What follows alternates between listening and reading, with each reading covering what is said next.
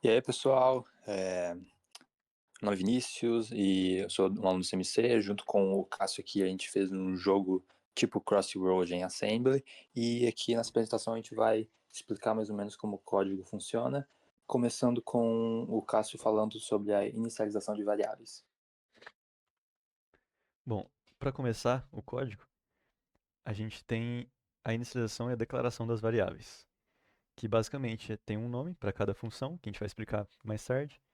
Por exemplo, a pontuação, a velocidade do jogo, o wrap, tela atual e tudo mais. E esse var #1 é basicamente uma alocação de um espaço na memória para cada uma dessas variáveis. E sobre a posição dos inimigos, tem duas estruturas principais, que é a posição e o delay, que a gente vai explicar melhor com o decorrer da apresentação.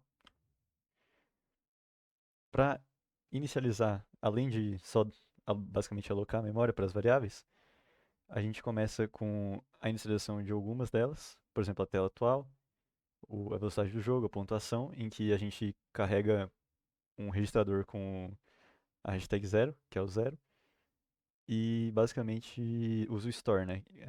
Guarda ela no nome da variável. Esse aqui é o exemplo da inicialização de duas variáveis de exemplo, que é o U e o L, que é basicamente o caminhão do nosso jogo, que eu vou explicar melhor mais tarde. Para começar o main, que é a função principal do jogo, a gente faz uma rotina de limpeza de tela, que basicamente no registrador 0 a gente coloca o caractere vazio, no registrador 1 a posição inicial, que é 0, e no registrador 2 o total de posições da tela, que são 30 linhas vezes 40 colunas. E daí roda um loop, que ele dá um outchar, ele imprime na tela o R0 na posição R1, que é o caractere vazio na posição inicial, incrementa o R1, então aumenta uma posição, e compara o R1 com o R2, isso se repete até limpar a tela inteira. E logo após ele chama a função de desenhar a tela 1, que é essa aqui, tem esse gráfico da tela usando static, que a gente usou fazendo com um programa em Python de um ex-aluno, que eu vou explicar melhor depois. E a função para colocar a tela, é esse print tela 1 screen, que basicamente você preserva os registradores usando o push e o pop no final.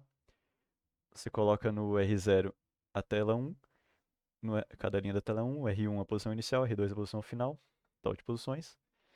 E bem parecido com o que acontece com a limpeza de tela, em vez de colocar um caractere vazio, você coloca o caractere da tela 1, do gráfico da tela 1 que está demonstrado na esquerda. E faz esse loop até preencher a tela inteira, depois dá o pop para voltar as informações dos registradores. E o return para voltar para main.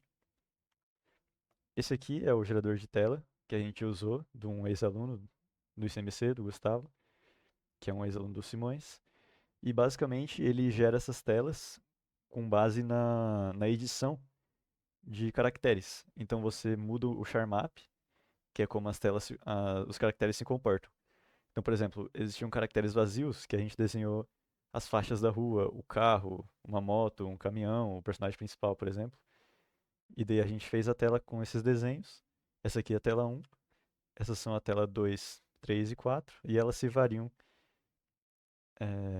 conforme você passa para cima, que vai ser melhor explicado.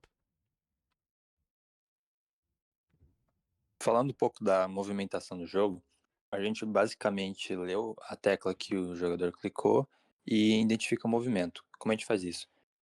Com a operação inchar R6, ou seja, a gente vai pegar a tecla WASOD e colocar esse valor no registrador 6, e a partir disso, com comparações e saltos, a gente vai fazer o movimento, ou seja, se clicar D, indo para a direita, a gente vai incrementar o registrador 1, que é onde guarda a posição da coluna.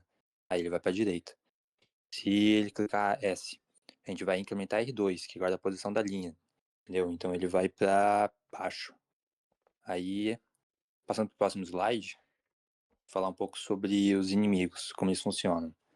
Existem 8 tipos de inimigos, e cada um com 3 instâncias distribuídas na faixa. Então tem 24 entidades ativas, tá? Dois deles estão acoplados, o L e o KW, então essencialmente são 6 faixas de inimigos, porque a gente acoplou para fazer o caminhão, então ficava esteticamente melhor. E é interessante saber que a gente usa nesse funcionamento as variáveis posição do inimigo e delay count, para contar a parte do delay e controlar a velocidade deles. Aí no próximo slide tem aqui uma parte mais visual de como estão as variáveis, tá? Na linha 3 a gente tem 3 variáveis Y, elas andam para a esquerda, ou seja, a gente está decrementando a posição da linha deles. Na Z, na linha 7, eles já vão para a direita, e assim sucessivamente. É importante mencionar que eles fazem um wrap horizontal, então quando a variável chega no limite da tela, a gente tem uma comparação que faz ela voltar para a posição inicial, e daí continuar o movimento. E é isso. Posição e colisão, a gente faz frame a frame. Então a gente calcula a posição do jogador, multiplicando o registrador 2 por 40 e somando R1. A partir disso, a gente consegue comparar com a posição dos inimigos. A gente compara antes de desenhar o jogador e antes de mover os inimigos. E essa comparação não tem um hitbox maior, então é exatamente o pixel que o jogador está. Passando para o próximo slide, eu vou falar um pouco sobre como funciona o aumento de velocidade. A gente colocou esse tipo de coisa para aumentar a dificuldade do jogo. Então, a cada loop que o jogo principal está rodando, ele vai aumentar essa variável chamada delay count. E se essa variável delay count for maior ou igual ao threshold, ele vai zerar o delay count e vai mover o inimigo. Caso contrário, ele não move, ele só redesenha o inimigo onde ele está. Como isso funciona? O threshold é basicamente o número de loops que o inimigo que precisa rodar para o inimigo se mover. Ele é calculado com o delay base menos o game speed. O delay base é uma variável, um valor que a gente atribuiu a cada variável fixo para eles terem velocidades diferentes. E o game speed vai aumentando com o passar dos wrap verticais para aumentar a dificuldade do jogo. Ou seja, quanto maior o game speed, menor o threshold e mais rápido o inimigo se move. No próximo slide, eu vou falar um pouco sobre o Extra Steps, que a gente colocou como uma forma adicional de aumentar a dificuldade, ademais da aumento de velocidade. Como ele funciona? Nos primeiros 5 wrap verticais, wrap vertical é quando você chega no final da tela, tu volta para o início. Nos primeiros 5, os inimigos só incrementam um passo de vez, um pixel, mas a partir dele os inimigos começam a andar 2 pixels por vez e depois 3 pixels por vez. A gente colocou isso para aumentar a dificuldade e também variar um pouco a jogabilidade, porque aí você pode ficar de olho na posição que os inimigos estão se movendo. Então chega uma hora que a velocidade fica muito rápida, mas baseado na posição dos inimigos, você consegue passar com certa tranquilidade. Aí no próximo slide eu vou falar um pouco sobre os wraps e o limite de tela. O que acontece quando o jogador pressiona W estando na linha 0, ou seja, fazendo o wrap vertical? Primeiro, o jogo vai adicionar 10 pontos a toda travessia, é o sistema de pontuação do jogo. Depois, ele vai aumentar o game speed de 2 e a capacidade máxima de aumento de game speed é 100. A gente colocou isso para não dar overflow de dados. E tem um certo bônus adicional para a quantidade de reps acumulados. Ou seja, entre 0 e 10 reps, tem um bônus adicional de 3 a game speed. E isso vai aumentando com a quantidade de reps. Aí, a quarta coisa que acontece é que a tela avança, então aqueles 4 mapas que o Cássio mostrou anteriormente, eles vão mudando em um ciclo, e o mapa novo é redesenhado. E o jogador retorna à linha 29. Bom, agora sobre a função de game over, que é quando justamente a função da colisão acontece, ele chama a função game over, que por sua vez vai limpar a pilha para evitar overflow. E depois ele vai fazer a mesma rotina de limpeza de tela do início, mas para basicamente resetar os espaços em branco. Então, no registrador 0, caractere vazio, no R1 a posição inicial e no R2 o total. Então ele entra no loop, dessa limpeza. E, depois disso, ele escreve Game Over na linha 12, que é essa função aqui na direita. E, além disso, tem a função Jogar Novamente, que basicamente ele printa na tela esse novo jogo, interrogação S/N, e nessa função aqui, Espera e Escolha, basicamente ele pega o inchar, que é o que você vai digitar, e vê se você apertou S, vai comparar. Se for S, ele vai reiniciar o jogo, que é outra função de começar o jogo de volta. E o N, ele vai dar o halt. Então ele vai parar a função do simulador. Bom, e sobre a função da pontuação, basicamente, como o Vinícius disse antes, toda vez que você passa o wrap vertical, ele adiciona 5 na pontuação, na variável pontuação, e a gente vai dar um load no R2 dessa variável, então deixa eu botar a pontuação no R2.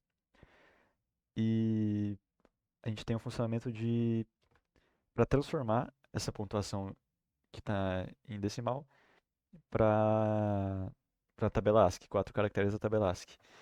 Então, basicamente, a gente separa em milhares, centenas, dezenas e unidades. Por exemplo, na milhares, você fez 4.531 pontos.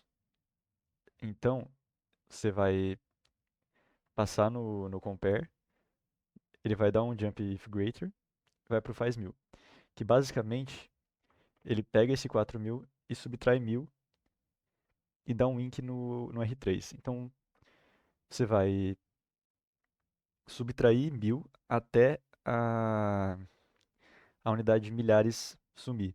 Ou seja, você vai subtrair 1.000 4 vezes para tirar um 4.000. E vai sobrar 531.